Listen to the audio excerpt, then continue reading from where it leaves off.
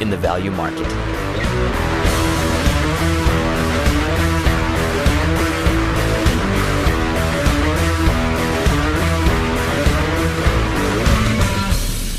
Now, this review isn't meant to be a tech spec spreadsheet with some words thrown in. Numbers like that tend to be a bit convoluted when everything else is factored in.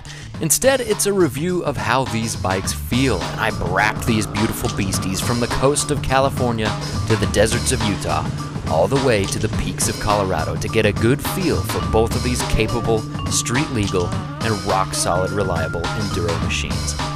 Now, full disclosure, I own a DRZ 400e that's been modded quite a lot by the legendary Mr. Duff Factor, enough so that it doesn't feel stock anymore, so this review is based on my experiences with a near-stock DRZ 400s. So while I am naturally a huge fan of my DRZ, I wasn't totally sure about the stock machines. But let's be honest, the bias is undeniable. I love the DRZ. In fact, I once claimed, as a budget-conscious adventure rider, the Suzuki DRZ 400 is, bar none, the best bang-for-the-buck dual-sport motorcycle ever created. But does the WR250r change that?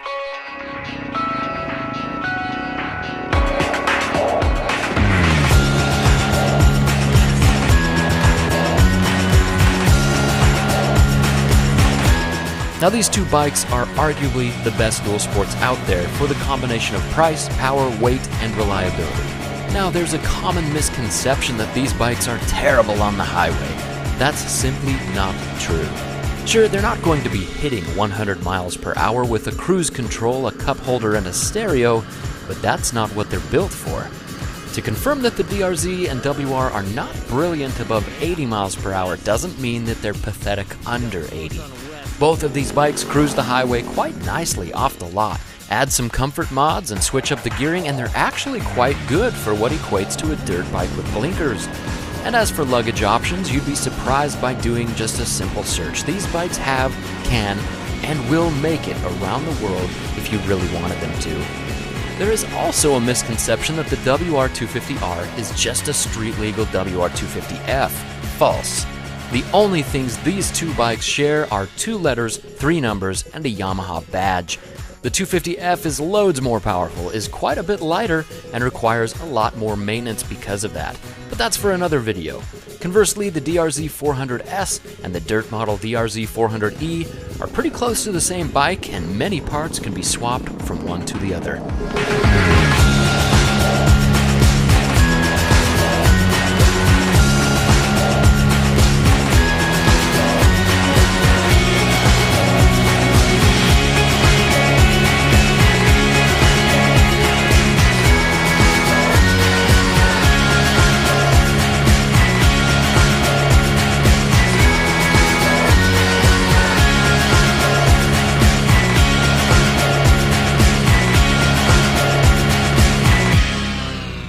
When I was first introduced to overland adventure, I thought I needed 1,000 cc's or more. But as time has gone on, I find that I enjoy smaller, lighter bikes more and more.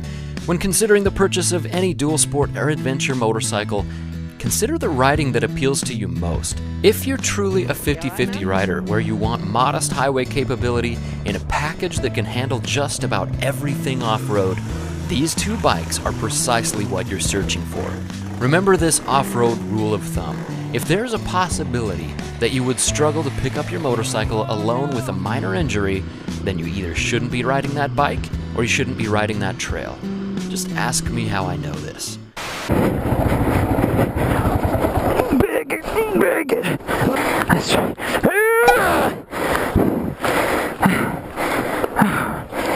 With both the DRZ and WR, you won't have to stress much over the maintenance and reliability.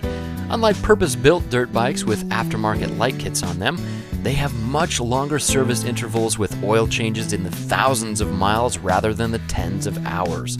Like a car, they need gas, occasional oil, air filters, lube, and a good scrub now and then, and they will run for a long, long time. Most owners will never even know or need to know much about valves, cam chains, or any of the other maintenance hassles of high-performance dirt bikes. So enough about how these bikes are the same. For differences, let's look first at the stats. Even though on used bikes they're estimates at best because mods, altitude, the age of the bike, mileage, maintenance, chain tension, tires, tire pressure, gearing, rider skill, and all of those non-spreadsheet friendly variables that make OCD gearheads freak out, because in truth these numbers are a bit useless. On paper, the WR is a much more advanced motorcycle with more modern bits like inverted forks, an aluminum frame, fuel injection, and a coveted 6th gear. However, on the same piece of paper, the DRZ has about 33 horsepower with 24 foot-pounds of torque, which is roughly the same as a KLR 650. Subtract about 10 from each of those figures and you now have what seems to be a rather gutless WR. And you may be thinking, with all that extra power, the stock DRZ must be a real fatty, right? Especially when the WR boasts a high-tech aluminum frame. Well, not really. It's only about 25 pounds heavier. That's good and bad, and I'll explain that later. The WR gets anywhere from 60 to 80 miles per gallon depending on who you ask. The DRZ 400S gets around 50 pretty consistently, while my DRZ 400E and its modded pumper carb will get from 30 to 50 miles per gallon depending on how hard I flog it.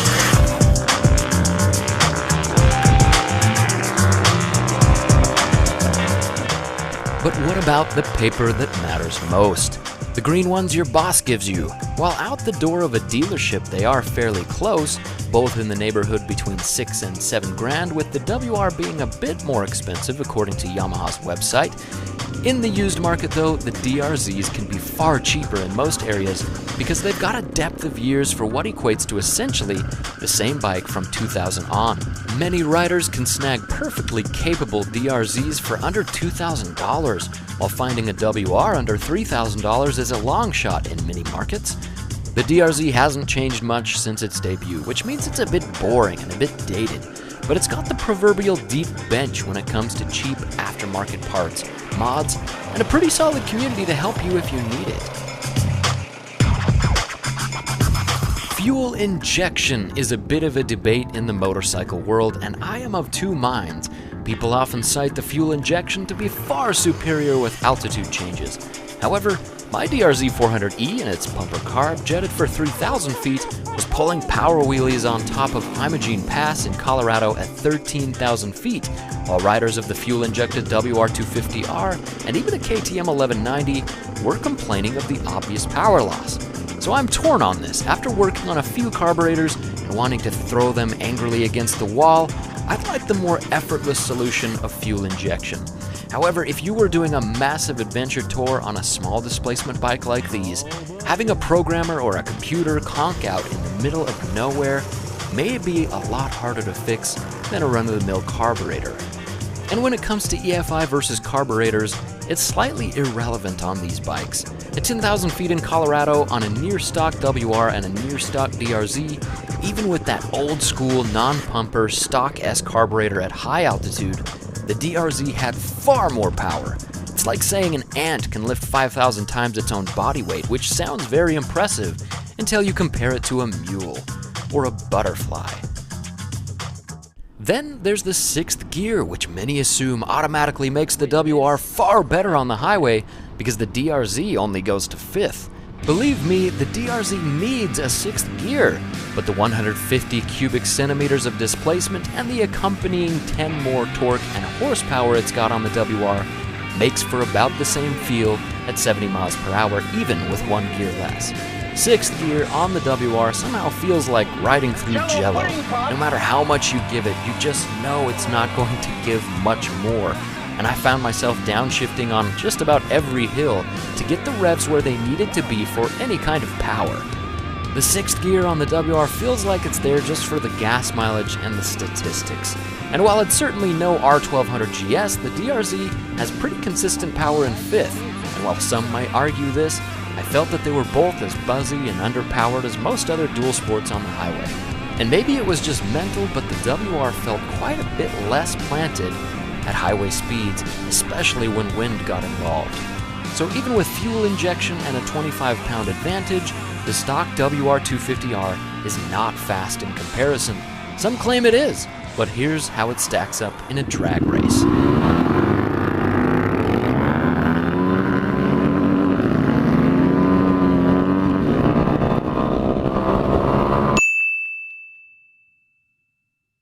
So, the aluminum frame saves 25 pounds, the fuel injection is hassle-free but a possible liability, and the 6th gear is great for saving fuel but still a little underpowered. But what about those fancy inverted forks? I will tell you what, they are a thing of beauty.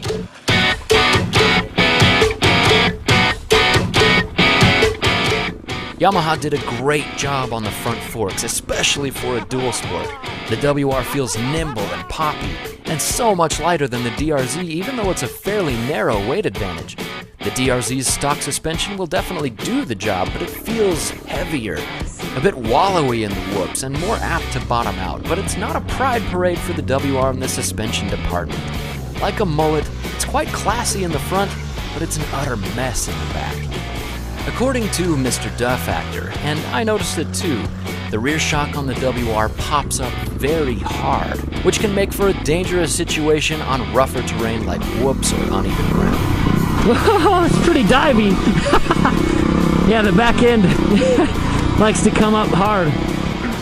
Even with adjustments, Mr. D had to get into that rear shock and make some big changes to soften it down. Just check out how it bucks in slow motion. So, the DRZ's suspension is a bit soft, a little lazy, and maybe even a little grumpy feeling, like Rosie O'Donnell, while the WR's rump twerks like Hannah Montana getting tased, and could potentially launch you off the seat with that sketchy rebound. I guess you'll just have to keep in mind that these are both dual sport motorcycles, and the suspension can't be perfect for both the street and the dirt. As for the weight and maneuverability of these bikes, that's a toss-up to what you like. The WR does feel a lot lighter, and that 25 pounds is a blessing when it comes to lifting a down bike, but the DRZ's 319 pounds wet is far more manageable than, say, a KLR's 400 pounds. Lifting a DRZ 400 isn't a big deal, but after a few drops, those 25 pounds can make a big difference. Both bikes are tall, at a hair over 36 inches too, but the suspension travel is well worth it, and even if you're a bit shorter, I wouldn't mess with it. Now there's also this heavy bike phenomenon that I like to call the tractor factor. Bikes like the XR, KLR, and DRZ can literally plow through tough terrain because their mass keeps them moving forward, which can make difficult bits feel easier. The WR tended to throw me around more in the rough patches, and while the front forks are good, I felt more control on the near stock DRZ. You may think this is biased because I'm used to the DRZ, and it may be, but remember, my DRZ is modified quite a bit with amazing suspension and feels vastly different from a stock DRZ 400S like I'm testing here. Speaking of the tractor factor, this is where the torque and horsepower advantage on the DRZ really come into play. On a rocky hill climb at 10,000 feet, the DRZ faithfully plowed upward, grunting at low RPMs like a snot-dripping ox. More power was there if I wanted it. The WR250 was a different story, and power was consistently being lost at lower RPMs, so the throttle had to be wrapped out to get the same results. This makes slipping the clutch a little bit more difficult, and I was constantly changing gears to avoid bogging down, but annoyed with the buzzing at the high RPMs. While some prefer a little more buzz and challenge than simply putting the bike in second and muscling up a hill climb, I really appreciated the power and very planted feeling of the DRZ in this more difficult terrain. Even though the WR is lighter, feels much more nimble, and some would argue it's more fun in situations like that. Even on the coastline of California, at sea level, the WR seemed like the little engine that could. Just maybe. Nope. Okay, downshift and flog it like a man.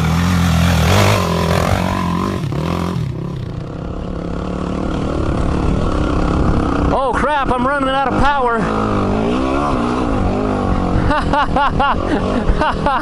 Unlike other 400 plus dirt bikes out there, the throttle on the DRZ is predictable, and some might say a little anemic for a 400. It lacks that instantaneous snap of purpose-built dirt bikes like a WR250 or CRF 450. This is a good thing though. Your rear tires will thank you. The WR is a similar story, but a little more bland. Both the WR250r and DRZ 400 are great bikes for beginners because of this, and both are tough to loop, which I really appreciate. It's nice to have snappy power, but as a newer rider, I enjoyed the predictable throttle. The problem with predictable throttle is that sometimes you really do want a fistful of power. Twist the throttle on the DRZ and it will give it to you. Not right off the cable, sure, but it doesn't take 10,000 RPMs to fire those adrenal glands like cannons. Watch out for the ridge and the rocks.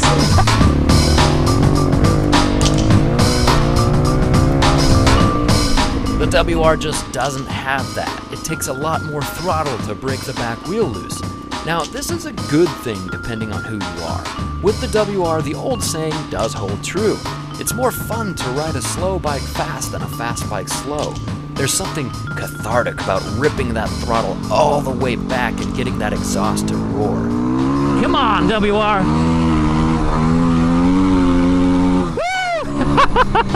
Wide open, it's far from the DRZ in power, but maybe for you that's a good thing, because without that power you do feel more in control. You've got to change gears more often and keep the RPMs high. Like Hermit DeVlog said in his review video, which you can see by clicking the card in the upper right, it's a lot like a Japanese tuner car. You've got to flog it to get it to go, but it feels really fun to go through the gears.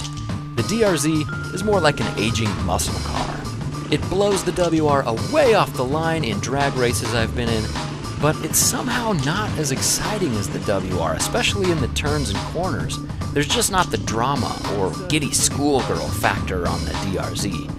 Then again, I've been riding the DRZ for 4 years now and rarely muster the guts to crack open the throttle all the way in the dirt. Little blips at half throttle are enough to lift the front wheel or break the back one loose. So there's not the giddy factor like on the WR, it's more like a take a big gulp and clench tight so you don't brown your pants factor. But there's just a lot less sound and drama to the old DR. The WR sounds much faster than it is, while the DRZ just gives off low, angry grunts. So it's a lot of fun just punishing the WR at the rev limiter.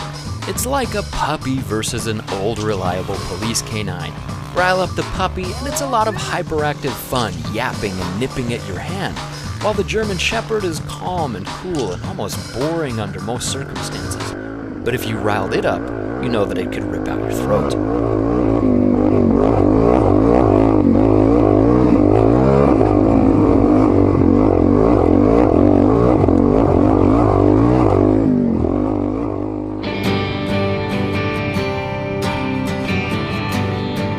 So, after researching the stats and coveting fuel injection, an aluminum frame, that legendary Yamaha suspension, and a 6th gear for so long, I expected the WR to somehow produce just as much power as the DRZ, but in a lighter, more modern package. But it just didn't. And this shouldn't have been a surprise for me. It's just a 4-stroke 250 versus a 4-stroke 400. Even though it's more modern, that's like expecting a Prius to be faster than a Supra.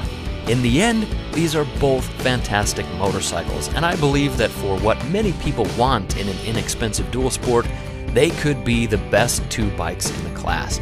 You really can't go wrong with either of these motorcycles if you're looking for a do-it-all dual sport.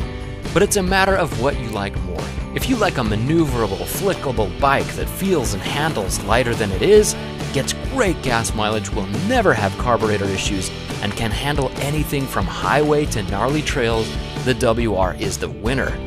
For me, and it's just me, even though I'm making this comparison from the seat of a stock DRZ 400S and not my modded E model, my original bias remains. The cheap, used DRZ wins, and it wins easily. If they were the same price, it would be a little bit of a tougher call, but as it stands, the DRZ is less money for more power, a great tractor factor, more available parts that are cheaper to buy, and a large, enthusiastic community. I believe the mellow throttle response